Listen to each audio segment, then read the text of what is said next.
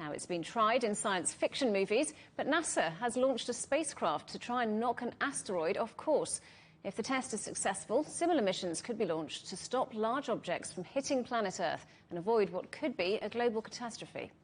James Head is a professor of geological sciences at Brown University. He's trained astronauts in geology and helped to choose landing sites for the Apollo moon programme. And he joins us on the programme now. Thank you very much indeed. Welcome back to the programme. So this whole mission does really sound almost like a plot from a film, doesn't it? How will it work?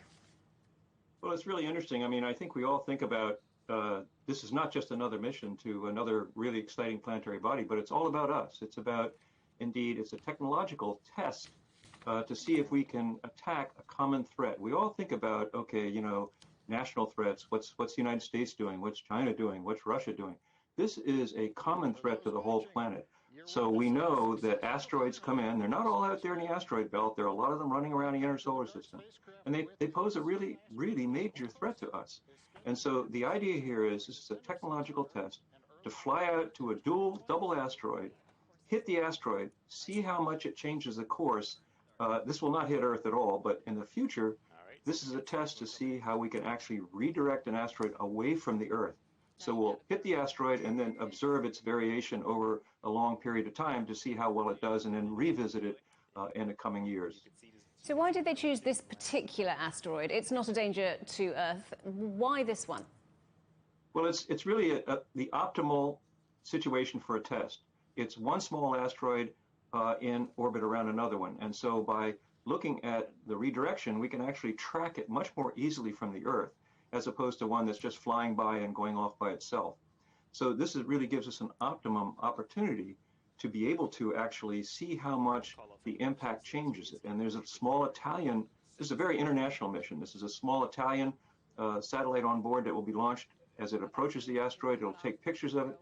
And then here we'll go back to the European Space Agency in a couple of years with Japan and others, and we will be looking at the impact point to assess all the details. This is what we need to know before we can actually effectively learn how to redirect one that's coming directly to Earth.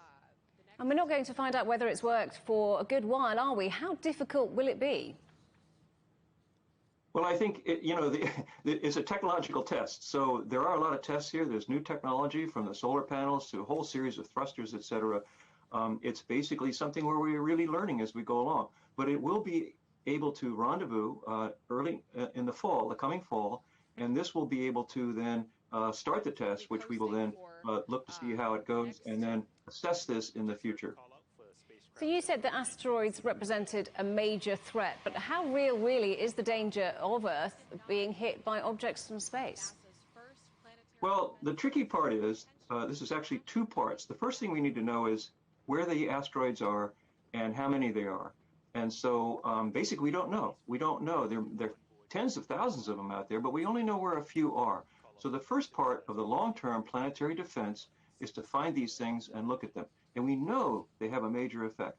For example, in 1908, the Tunguska event really flattened a significant part of the forest in Siberia. These are energies that are more than the atomic bombs, for example. And in Chelyabinsk, not too many years ago, basically in Russia, there was a very near miss with a huge structure, asteroid coming in, comet, et cetera, and that really caused a lot of damage. Fortunately, not many people were hurt or killed, but indeed we know that these are coming. We just can't predict exactly when. We did not see the Chelyabinsk one coming because it was coming from towards the sun, so we couldn't see it. So that's another clear and present danger. So the first thing is a sky survey. All countries should be looking out there, tracking where these are. And secondly, we'll send this redirect mission, which is on its way today, which will help us to understand how we can then find the ones that are coming in and deflect them away from a catastrophic impact on the Earth. It's a really common planetary defense. We should all countries should be working on this together.